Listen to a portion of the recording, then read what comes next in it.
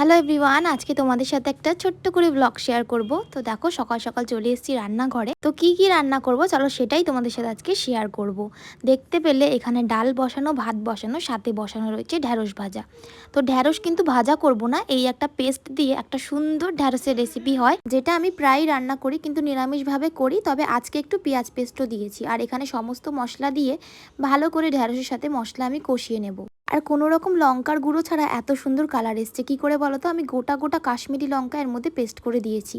কাশ্মীরি লঙ্কা ছাড়া কিন্তু এত সুন্দর কালার আসে না।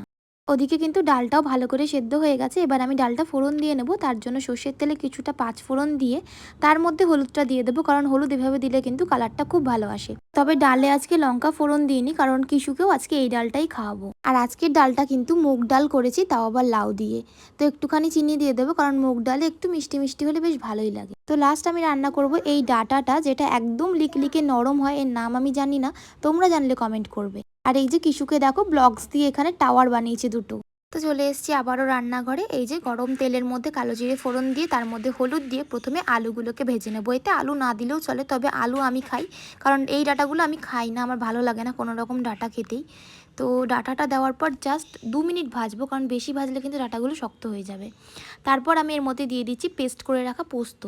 পোস্তর সাথেই আমি এর মধ্যে কাঁচা লঙ্কা পেস্টও দিয়ে দিয়েছি। এবার এর মধ্যে পরিমাণ মতো জল দিয়ে খানিকক্ষণ আমি সেদ্ধ হওয়ার জন্য ঢেকে দিলাম।